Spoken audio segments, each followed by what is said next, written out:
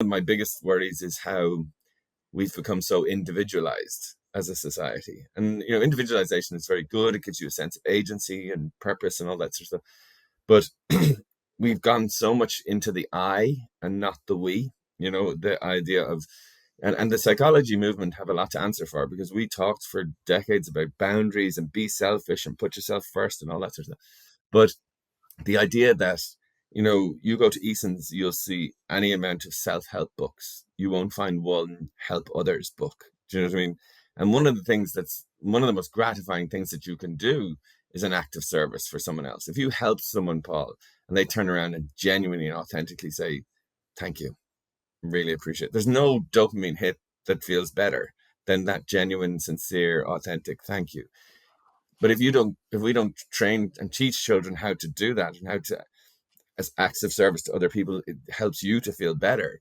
Like if you were to say to me, Coleman, tomorrow, if I'm going to improve my mental health, what's two things could I do? Evidence-based, backed up support. I'd say here's the two things you do, Paul. You join a choir and you volunteer. Dr. Colman Noctor, welcome to the Entrepreneur Podcast. Thanks, Paul. Great to be here. Thanks for having me. Well, I'm delighted you've come on the podcast, but I'm going to jump right in. As a clinical psychotherapist, you have lots of experience working with children, adolescents, and I suppose that takes you into a really deep understanding of what their mental, emotional well-being is. And at a starting point, I'm really interested to know, what do you witness is the well-being, mental, emotional of our young people in society today? I think there's never a good time to be a child or a teenager, but there certainly is times where it's particularly more challenging. And I think, I mean, I'm in this job since the mid 90s, so I'm hitting on 30 years at this point. And over that time, I think the greatest challenge that we've had has been the move to technology, and how that has, really taken over so much of how we communicate, how we work, how we learn, how we play. Um, and, seeing the impact of that on how children develop, how adolescents develop. And, in terms of the technological evolution is so recent. If we're looking at time on Earth as at the face of a clock, it's 0.000000 of a second that this has happened. This is so recent, but to have such a phenomenal impact on so many things, so many aspects of our lives. Children are and teenagers are very much the guinea pigs of this social experiment. And so I work with young adults age 18 to 30. I work between 12 and 18, and I work between 4 and 12. And I would always look to the group ahead to see what the challenges are for the group coming next, if that makes any sense. And so the greatest challenge for the last 10 years has been anxiety. It is by far the most, prominent presentation, and happening far too much than it to be kind of individually located. I think we live in a culture of anxiety, and that has had huge impacts on teenagers and young adults alike. But I would say, interestingly, Paul, in the last 2 to 3 years, coming up fast in second place is loneliness. And loneliness is a real issue across the board. And I again, there's many reasons for that. We had pandemics, we've had lots of changes in our sociocultural society, but we also have the technology, which is designed to make us, as technologically dependent as possible, but it's also keeping us physically separate as possible. And I think what we're seeing now in maybe those 18 to 25s primarily is the impact of that disconnection over a period of their lives, and a real maybe emptiness or a struggle with connection. And it's like one of those things that, you don't often miss it until it's gone. And a lot of the things that maybe you or I took for granted in our growing up experience, we're seeing the costs of that. I put it this way: we're seeing the first generation of young people who didn't grow up on the road, the green, or the street. And the cost of not having that really foundational experience is coming home to roost for many of them. And that's a real worry. I don't say that in any sort of a critical way. I feel for these young adults and teenagers especially, um, but feel kind of in a very tricky place as to how to help them. Loneliness is a hard problem to fix. Um, and coupled with anxiety, you kind of have a bit of a perfect storm in many ways. And, I speak to many parents who see this in their own children struggle with worry, anxiety, stress, expectation. Um, and again, I think we have a role to play in that as the grown-ups in the room. Some of the expectation issues that children are facing are adult problems and not children problems. But yeah, it is a really interesting time to be in this field. But probably a time where the answers to these questions aren't easily available to us to propose solutions. So yeah, we're trying to fix a puzzle very much in a kind of first responder way, because nobody's been through this before, and that presents the biggest challenge, but also the biggest interest from my perspective. I enjoy the challenge of it, but yeah, it's not easy. Yeah. It sounds like an enormous challenge, and it sounds like something very serious because for any of us as adults, we've all experienced anxiety and we've all experienced loneliness, and they're dark places to be. And I think that if you, so I can remember a time in my life being very, very stressed, uh, business related. But one thing that I remember was I would drive home and I would stop us, and my gates would slowly open. And as I drove through my gates, um, as I pulled to the front of my house, inside that house were my wife and my three young sons at the time. And so, whatever worries I'd taken from business, I was now walking into a family and young kids running up to see how I was.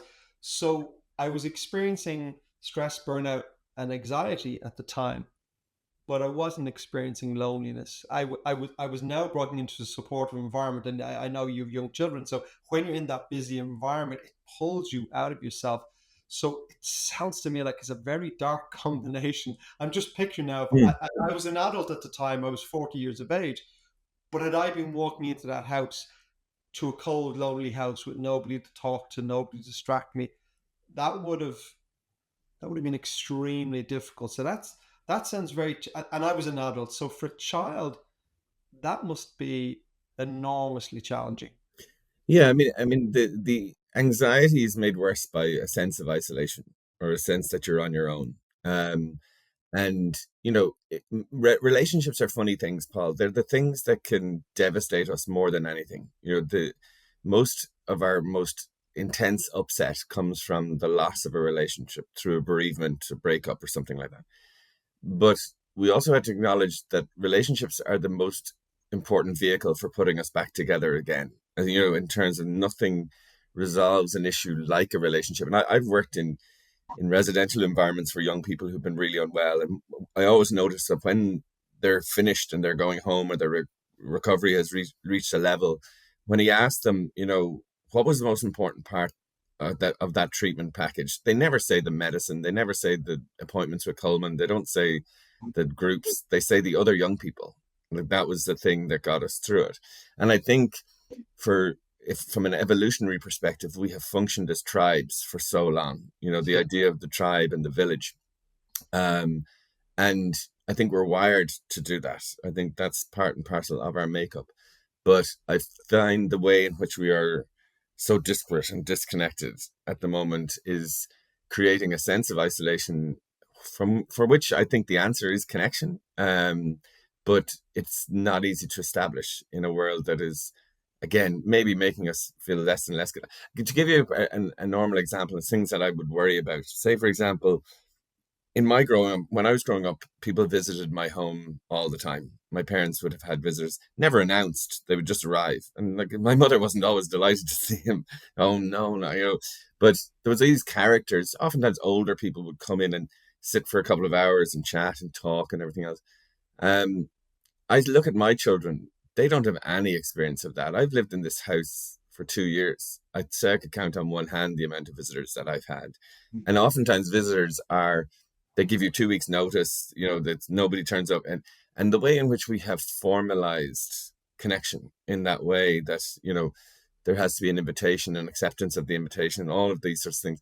Like that's foundationally different to how we have functioned for centuries. And so um, the idea of why are we lonelier and why are we more worried and why do we feel a little bit lost, the the acknowledgement that connection and community and tribe and village and all of these words has kind of dissipated out of society in many ways, is an issue. And to take that into the place of work, how, we apply our, like, we want jobs to be way more than they were before. My father worked for Renault distributors for 50 years.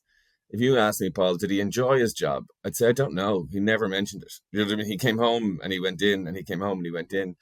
And now I think we're looking at jobs that we will need to be passionate, fulfilling, well, all of these lists of things. And I think it maybe comes from the absence of a community. Like if we had someone to go for a few pints with, someone to play golf with, someone to chat with, someone to bowl with, someone to go fishing with, someone, we'd have all of these other things that would feed into us, that work would be less. And I think two things that are maybe taking on a role of the community are work relationships and romantic relationships. So in romantic relationships, we want someone to be a life coach. They have to be our best friend. They have to be our transcendent partner. They have to, all of the expectations are all located in one person, are compensation for a lack of others. Do you know what I mean? And so we funnel all of those needs into work and relationships. And they tend to be the areas that are creating a lot of discontent with people, because they're not finding it as fulfilling as they'd hoped it would be. And, in that situation, then the anxiety that I'm not where I should be is a big issue for lots of people. And the isolation of, I don't feel like I'm getting out of this what I need to get out of it, and feeling a bit out of sync with other people is a big problem. And so all of these things feed into an expectation crisis, where the expectation and the reality are vastly different. And I would always subscribe to the formula for happiness is expectation minus reality equals happiness. And in many ways, our realities is not that different to what it would be before. We've probably never been in a place where we've had objectively more stuff and more things in terms of income, entertainment, calorific intake. Yet subjectively, we've never felt more unhappy. And there's something about that experience that makes me puzzled, or makes me think about maybe the lens through which we're understanding our lives and our relationships is maybe being misinformed somehow. Entirely. I'm reminded of the study, I'm sure you're aware of it, the longest study on happiness. And I can't remember all the details of it, but it was done over generations in what Harvard or one of these studies. But of course, the conclusion was that, and they got to people after doing this for whatever it was, 50, 60 years or whatever, that the people who had lived the happiest lives and the healthiest lives, that happens as well, that the single most important ingredient was human connection, Mm. and was having someone to come home to. And they even found in the study that where people complained about their partner, they still they still had this sense, yeah, they give out about the husband or the wife, but they still ultimately know that they have someone who has their back. She Mm. may complain about me, but if shit hits the fan, I have someone who has my back. And this leads to a sense of contentment, maybe, Mm. or but also that they find these people are having less physical problems as they age. Um, And so, it's an interesting metric, because we look at people for longevity and we say, what's their diet? What's their exercise? What's yes, their habits? Smoking, drinking. Most of these people, they go, it's Mediterranean people live with it.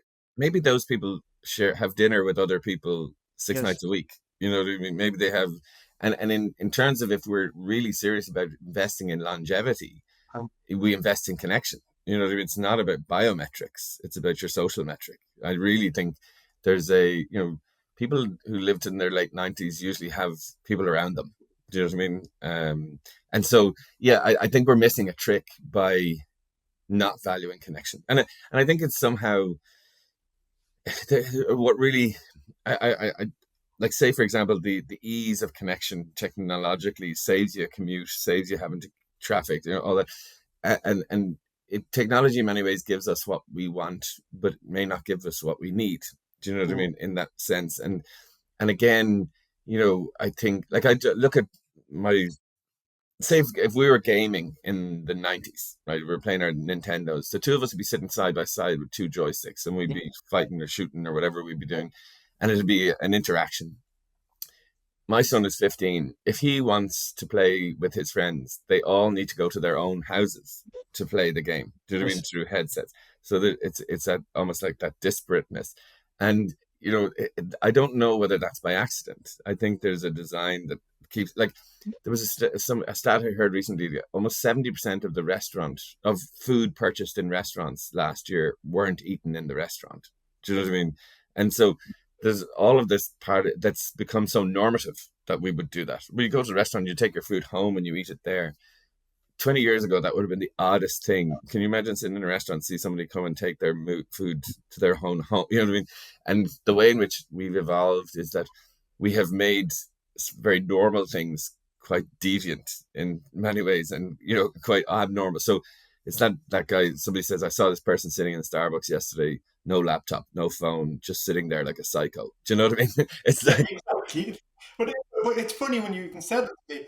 That's how often do you see someone just sitting there? mm, And I don't know where oh yeah, yeah, I was on the Lewis last week, and I live in Wicklow, so I almost never use the Lewis, but going to city centre, and I end up using the Lewis for the drum.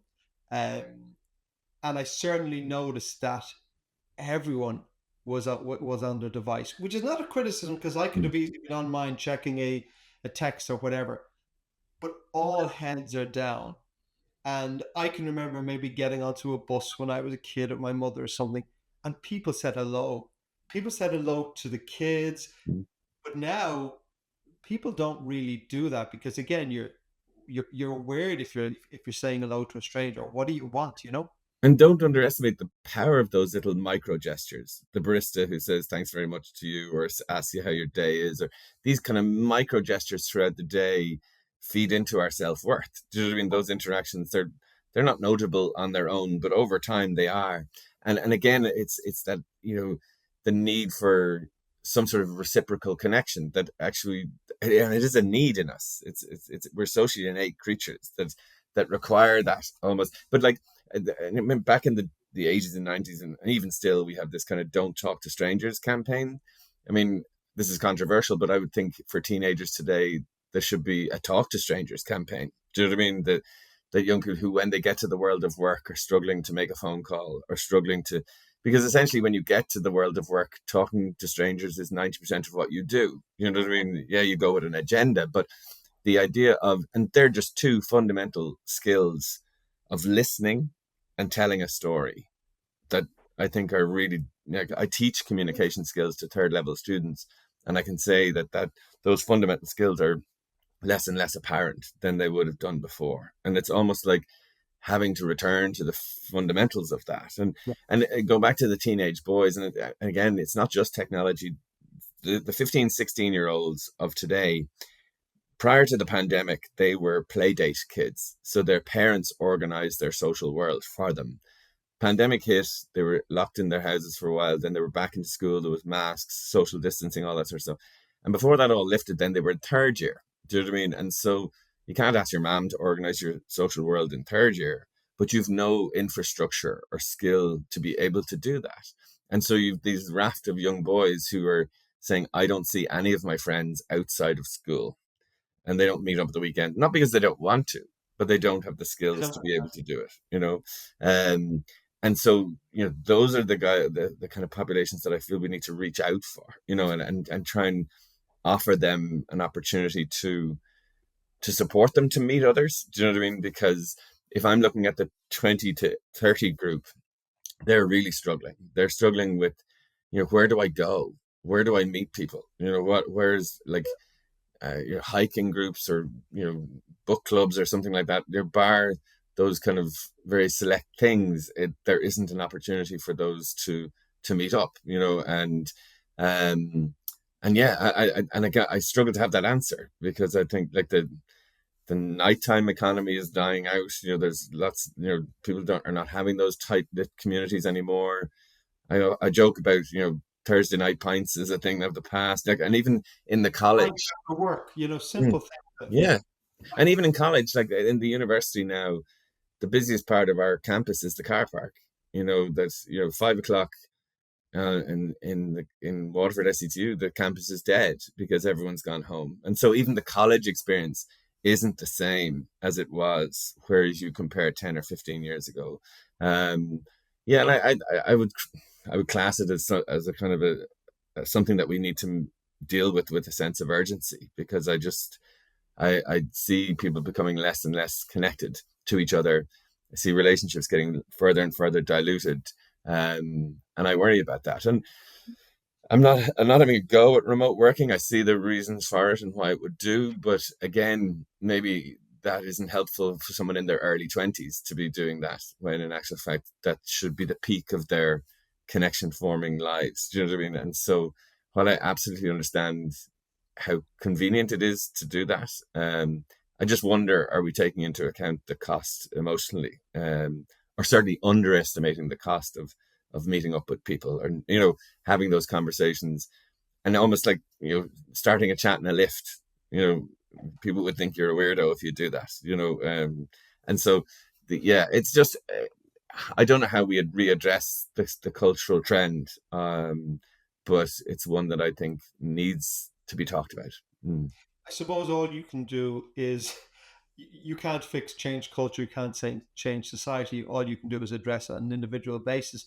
It was interesting you said about this thing about, when we were young lad, you jumped out the streets and you kicked football, and all the kids came out of all ages. And I was at a leadership conference a couple of weeks ago, and the guy was talking about the skills he learned playing football on the street.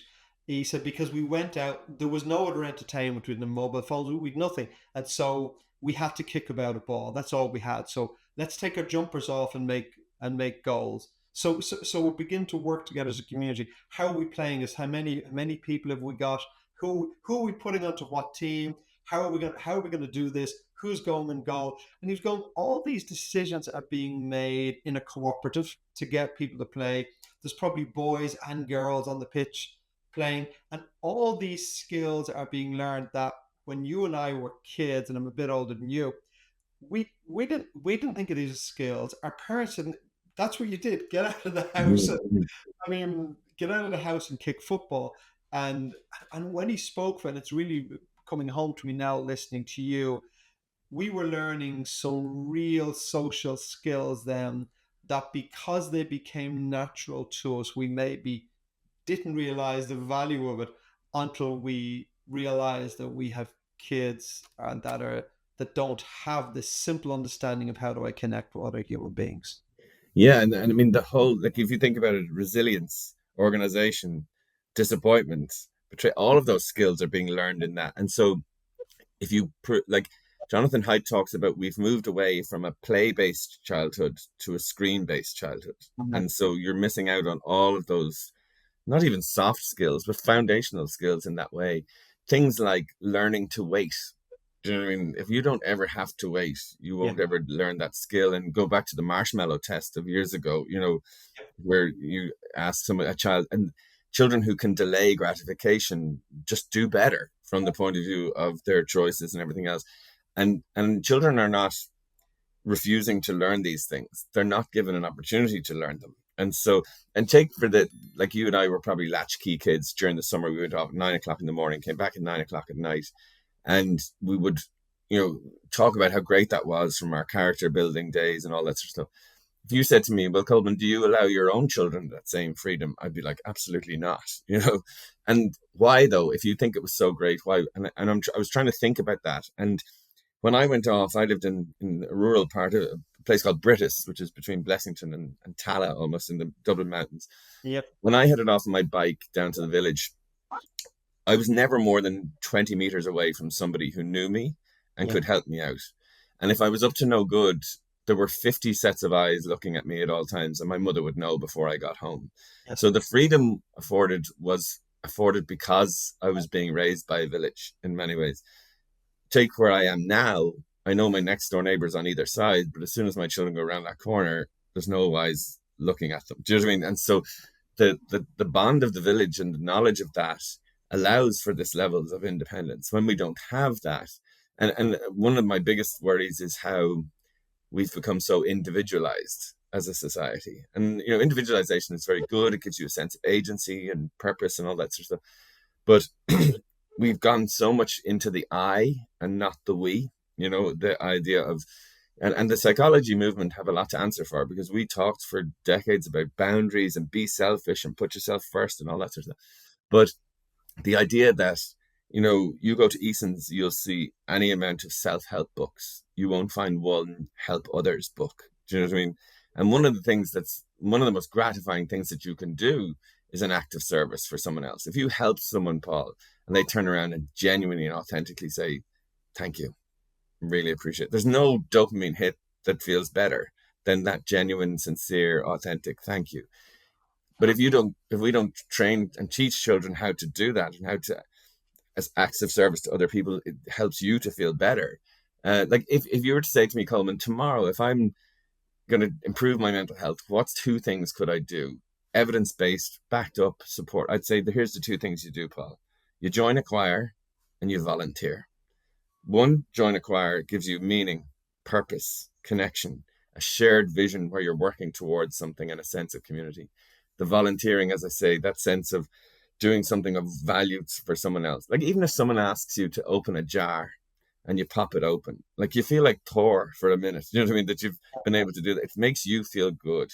And this idea of, and again, technology maybe feeds into that. Even the narrative around iPhone, selfie, it's all very I, it's not very we. And so we need to get back to the we. We need to get back, move away from the I and back to we. I think the dial has flipped far too much in the other direction, if that makes sense. And that's the issue with a meritocracy, where you stand up on the podium, you get all the plaudits, and people say you're amazing, you're great. But if you fail, you're on your own too.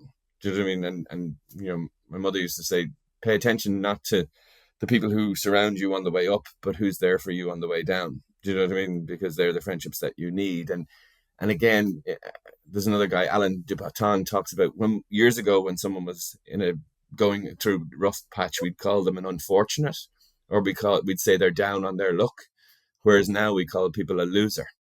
And there's a massive difference in those two descriptions. Do you know what I mean? And so, the I is great when you're succeeding, but the we is great when you're struggling. You know?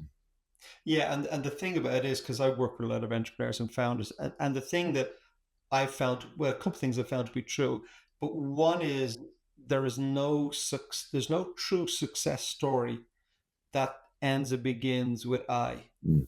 There are only success stories that go with we, and that may be, Colman Noctor is a hugely successful, psychotherapist or writer, speaker, and you may have great fame and accolade, and then go, how did you get there? And you talk about, it could be support you have at home from your family, it could be a teacher in school, it could be a mentor, it could be an editor, it could be someone that said, go and write that book. And you find, if you look, you go, well, actually, did you do it by yourself?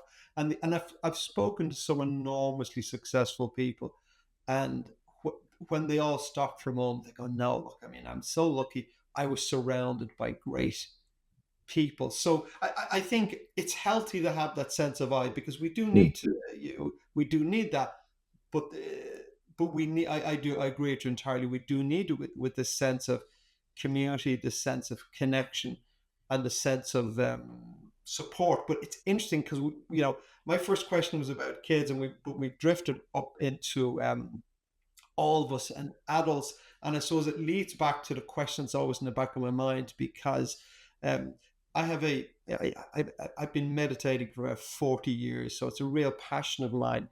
And as a result, I find that people sometimes, people will ask me, oh, how do you quiet the mind, all this sort of stuff. And Also, I get asked about kids. People go, my son's stressed, etc. I have no qualifications or experience to advise anyone in that situation. But the thing that I think that I don't say is maybe you need to start with yourself.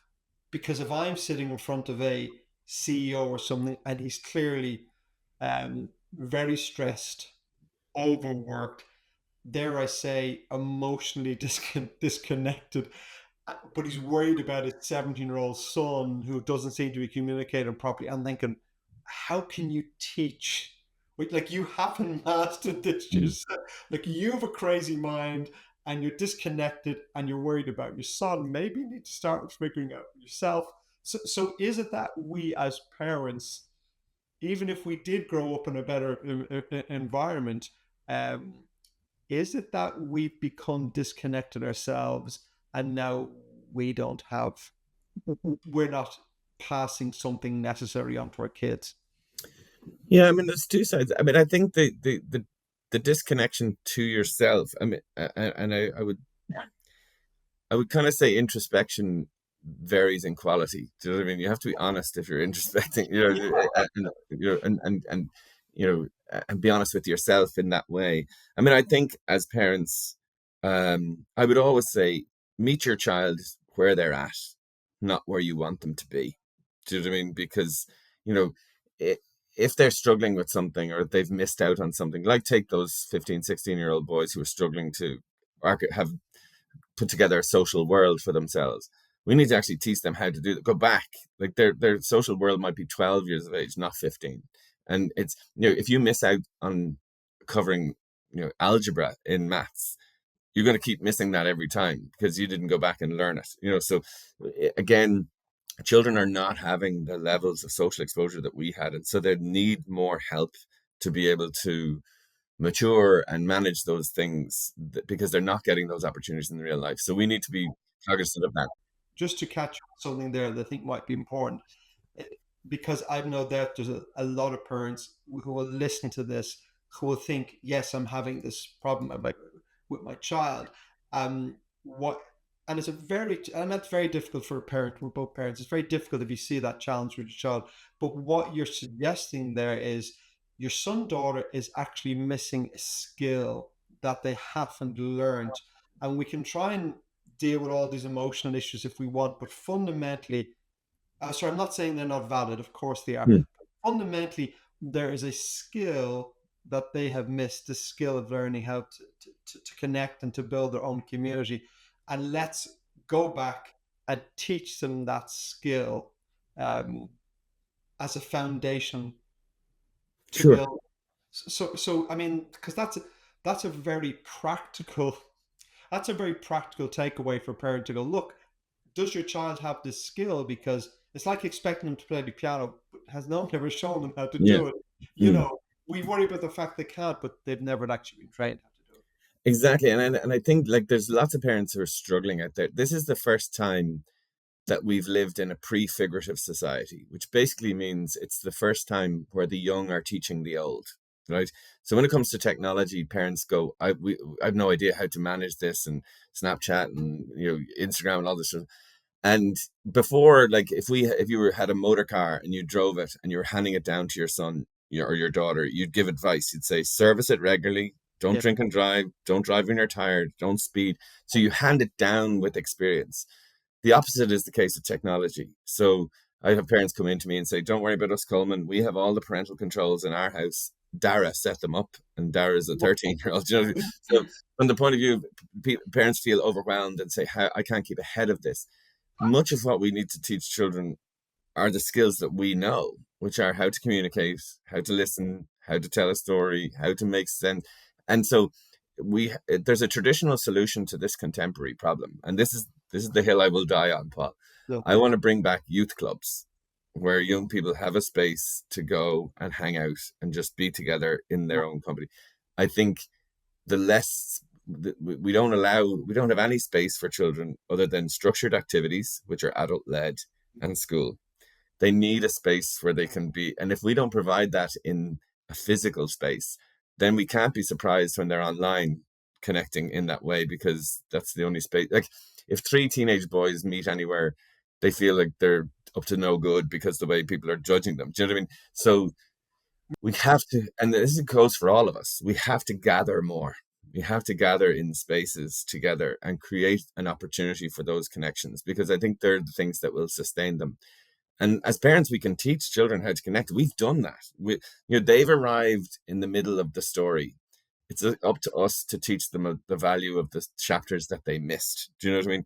And one of the things, if any parents listening to this, and I beg you to please stop doing this, right? There's a trend at the moment where we celebrate when plans are cancelled. Oh, thank God I don't have to go to that thing, right? That Yeah. is such an unhelpful message for your children and teenagers to see. If you're not having visitors over to your house, or if somebody calls to your house and you feel this is justly offended because they've arrived without notice, what message is that sending to your child? We Yeah. as adults have to role model the connecting, gathering, being together, having a barbecue, going to someone's house over Christmas. These simple things are something worthwhile, not something that is a chore that we feel we have to do, because children are picking up on that all the time. And my daughter and I we were in the chippers over the summer, and we are getting collecting our chips, and there was her friend was over there with her older brother, and I was like, go over and talk to your friend, and she's like, no, she's busy. I said, she's not busy, go over. And she just wouldn't do it. And we came home, we had the chips, and then herself and her friend were on the headset talking in Roblox, going, oh, I saw you on the chipper, blah blah blah. And it's almost like we've created, if it's not formalized and organized, you can't do it.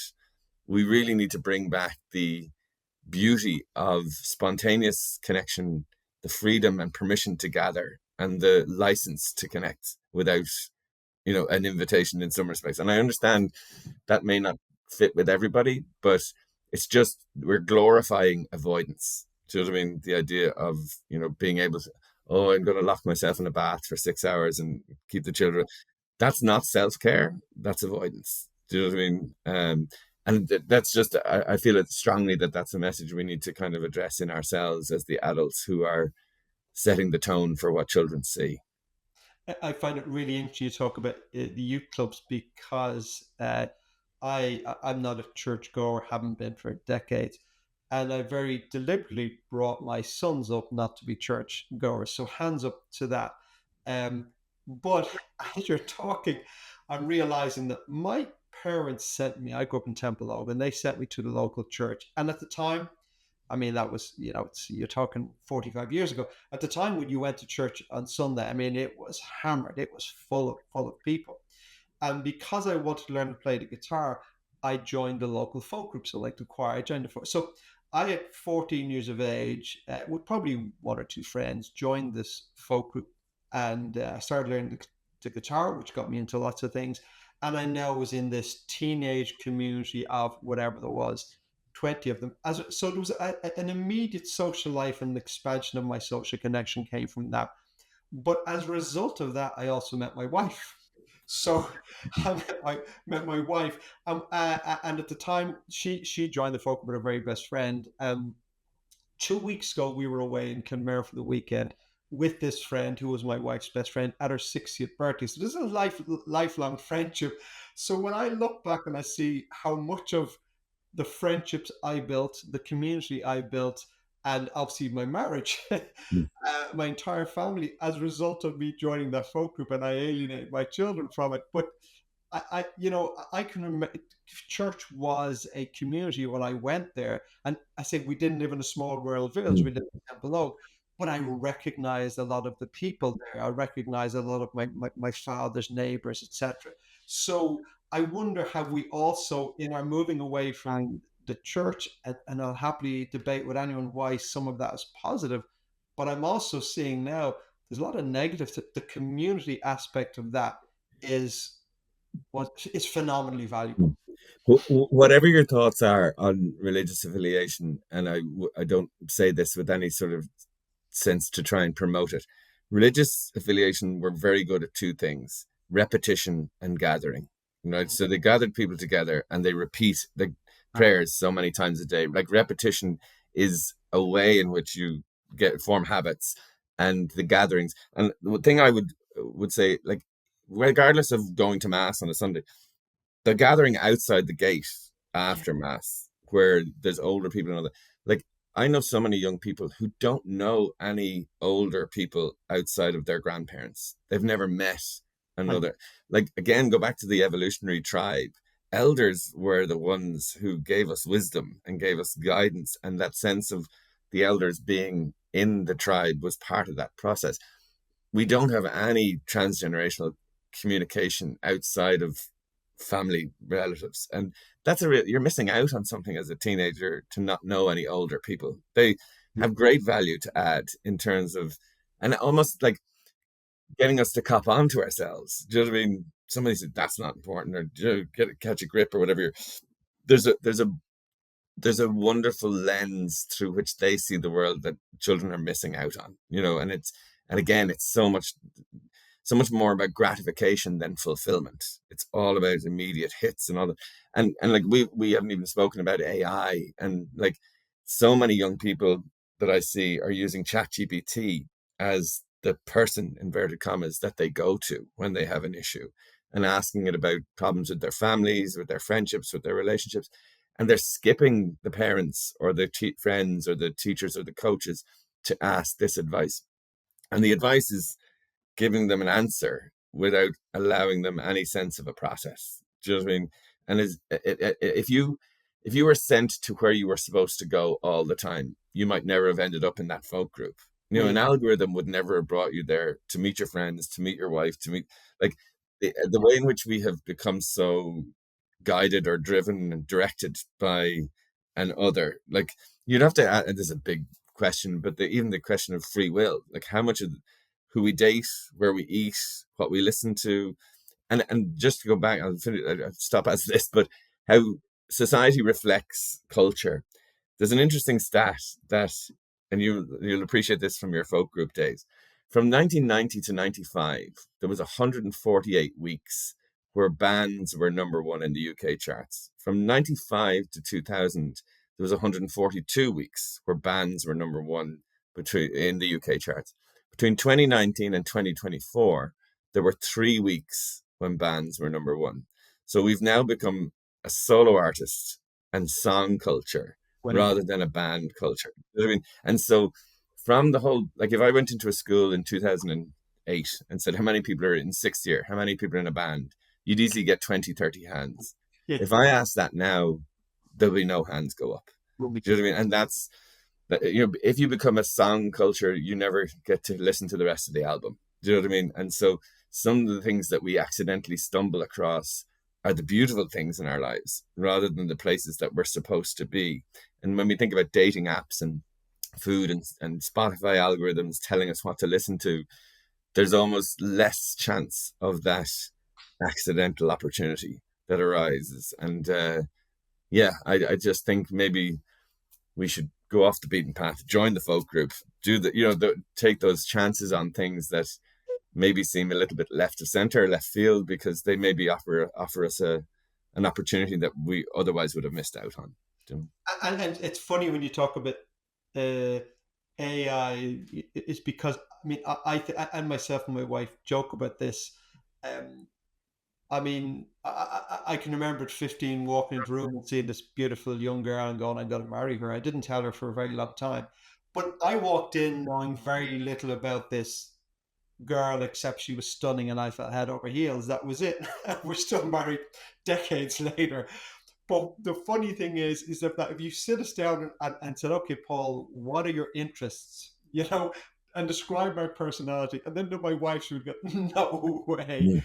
So that is it's the magic of relationship is that some things you can't. It's funny enough. I heard someone else speaking about this recently, going, absolutely not. No one would have connected me and my wife because we're so different. So it's commonplace in relationships. But one of the interesting things I do want to refer to both of your books, but the title of your first book shocked me. Cop on, and it's funny you talk about the elders because what struck me about was I'm thinking of my own grandmother, and it's obviously she's gone a long time, but I'm thinking that some of the problems I might have brought to her, I would have got a loving cup on. mm, And I don't mean in a nasty, if I had said, "Oh, I'm having a problem with this," that I would have lovingly cup on. Now, she then would have explained why the cup on probably meant, look, it actually is not that such a big deal. And then she would have explained to me why, and I would have gone, "Do you know, you're actually right." Well, I would mm, not have said mm, mm, that. mm, mm, But I would, yeah, I would have gone away and gone, she's 100%.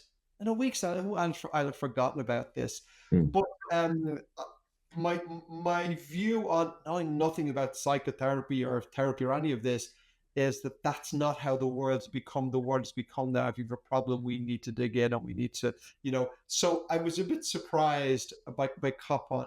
Is it that there's a lack of cop on? I know what when you talk about our children needing cop on. Why do they need it? What is it and why do they need it?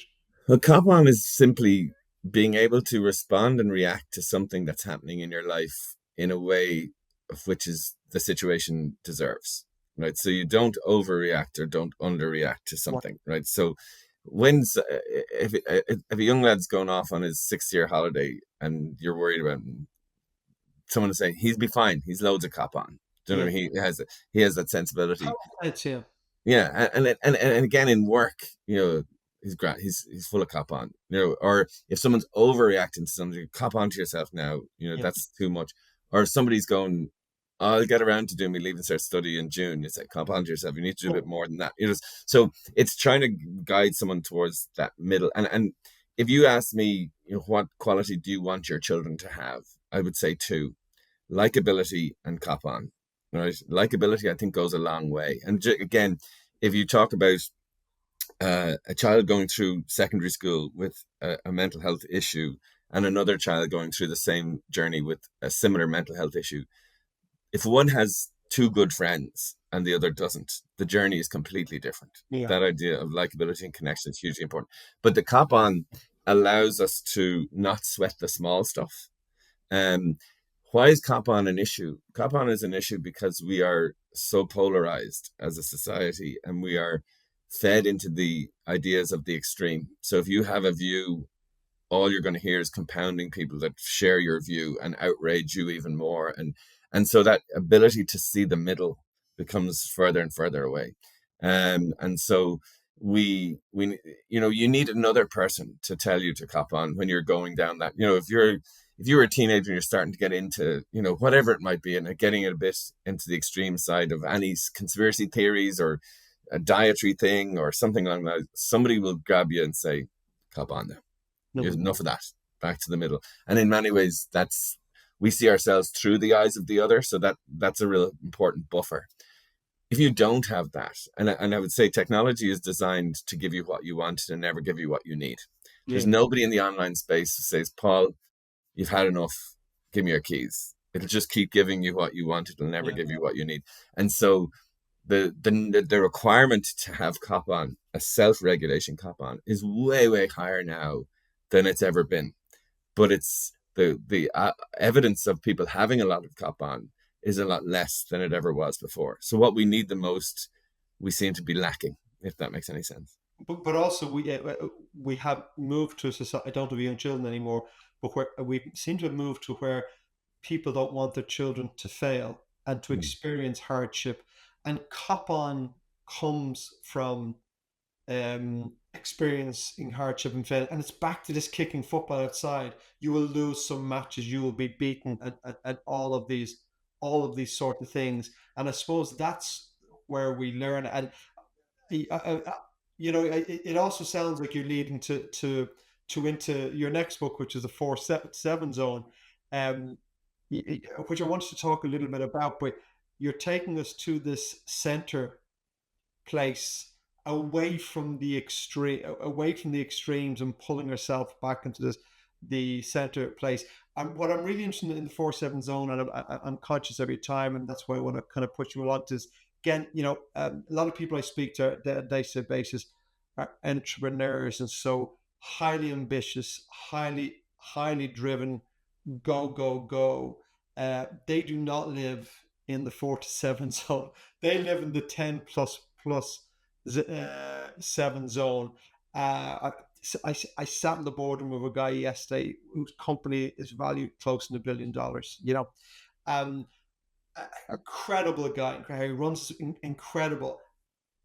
But was my sense, is he living in that 4 to 7? No, he's living in the 10 plus zone. So while his success is phenomenal, I wonder about his, as a meditator, I wonder about what's his state of mind, what's his inner peace, what's his happiness level. So I see a lot of this people push, push, push, and I wonder what are they trying to achieve, because it doesn't look very appealing to me. No. And again, I mean, obviously, I'm a consumer of podcasts as well. I listen to a lot of the podcasts around the big successful Yeah, entrepreneurs in the world. They're all very unhappy. They don't seem to come to be very content with that idea. The 4 to 7 zone came from an idea of, a lot of the stuff around physical health. Say if you want to be healthier, get your calories down, get your pulse rate up, and it's all pushing yourself out of your comfort zone, out of your comfort zone. Whereas when you talk about psychological and emotional health and that idea of cop on, it's really the middle is your Everest. Do you know what I mean? Because we've so much issues with being dysregulated. We're all dysregulated. Emotional regulation is the buzzword of the last 10 years. The issue is that when people were coming to me in therapy and I'd ask them, how's your sleep? How's your appetite? How's your anxiety? How's your alcohol intake? Whatever. All they were saying was 1, 2, 3, 8, 9, 10. I yeah, never met the 4 to 7 people. Do you know what I mean? And yeah. that idea of being safety in the middle and things They like that. don't need you. They didn't, because they weren't doing. Most of our problems will come from doing too much of something or too little of something or a combination of both, right? And there's nothing to say that you should be in the 4 to 7 all the time. It's not about zenness. Yeah, There'll be work deadlines. You'll have to overdo it. You'll be up around the 8, 9s. Your and sleep will go down to the 2s from time to time. you wanted to live there. It's this demand. It's never about the acuity of the symptom, but the length of time that you have the symptom. Fine. And I always use the example: go and visit someone, they've just broken up from a relationship, they're eating Ben and Jerry's, they're in a tracksuit, and they're listening to an Adele album on repeat. You don't take them to a psychiatrist because Yeah, it's a normal reaction. If you went back 6 months later and they're still doing the same thing, then you would. So the symptom hasn't changed. It's just the length of time. And it's the same as that. Burnout is not about having experiences of high stress. It's about staying in those positions of high stress. Even take elite athletes, they have an off season. They need it to come down to go back up. Um, and again, I would, and I like I've spoken, and I was at the Pendulum Summit a couple of years ago, and all these kind of extreme people rowing the Atlantic and all this sort of stuff. And I was kind of coming on and saying, grand is okay. Do you know what I mean? Which isn't necessarily performance based language, but for you to be able to sustain performance, your mind has to be in a good place, and you have to be, and the safest place for you to be is in the middle. And I think we need to give people a reality check around average, right? Average shouldn't be met with disappointment. Average should be met with relief, right? The idea that, you know, not everyone can be special. By definition, special is for a select few. And so whether it comes to your children or yourself, you know, if you make average not okay, there's a high likelihood that you're going to struggle in lots of areas of your life, because nobody can be good at everything. well, You're not supposed to be. There's sometimes there's areas of your life you might excel with, and people look at me and go, "Oh my God, you're very good at this and this and this." Yeah, fair enough. But if you asked me to put together an IKEA cabinet, I would fall apart. You know what I mean? I can't be good. And again, that expectation on our children, like I would say to all parents out there, like adolescence is not an apprenticeship for adulthood. You know, allowing people downtime, being able to do things just for the crack without having a dividend at the end of it, that building in that downtime is way more important in terms of their sustainability. If you don't have the downtime, your flame runs out. Do you know what I mean? And so from my point of view, it's not about, always being in a Zen state. No, it's not. But if you're in this high state of high intensity, high octane state, after a while, you must come back into the middle and go again and come back.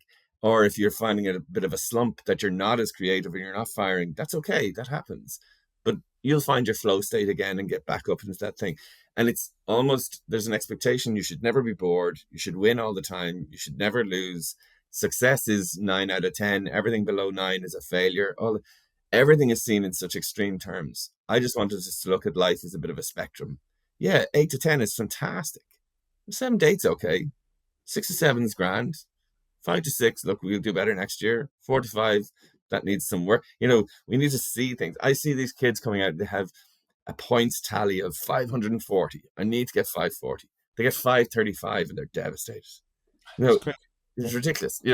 Just because one team wins a league doesn't mean everyone else had a rubbish season. Do you know what I mean? Yeah, It's about trying to create a spectrum of success yeah. rather than these insular things about these core cutoffs, and that just takes again a little bit of cop on to realize didn't turn out as I wanted, but you know, again, I would say that thing of once if you're still trying, you haven't failed. Do you know what I mean? There's a sense that we need to do that, and I just want to come back to one thing you said earlier about the like our view of mental health has to change.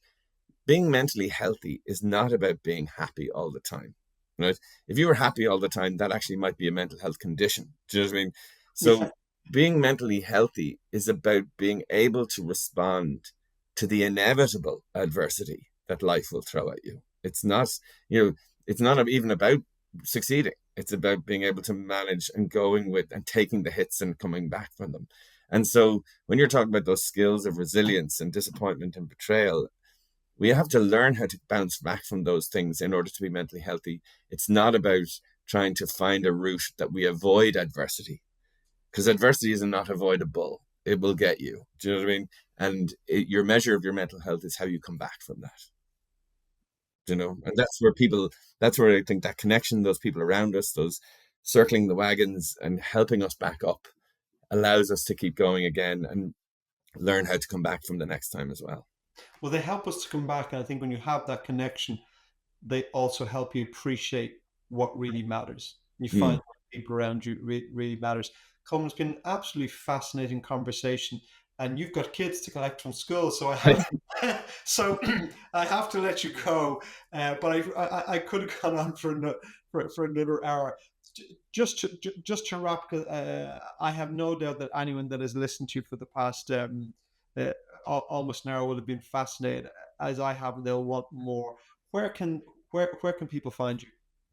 Well, Colman is there. It's a website that you can have a look at. I mean, again, I write for the Examiner. I put up those columns every week in Instagram, X, those sorts of things. I'm not as prolific on social media as probably I should be, but yeah, the 4 to 7 zone is available on an audiobook. It's worth a listen if you get a chance to, if you want to listen to it. But yeah, just put my name in Spotify. You'll find this podcast. And you might find most of it here. Well, I will stick all those in the show notes so people can find you. Dr. Colman Noctor, it's been an absolute pleasure and a privilege. Thank you so much. Appreciate it. Thank you very much.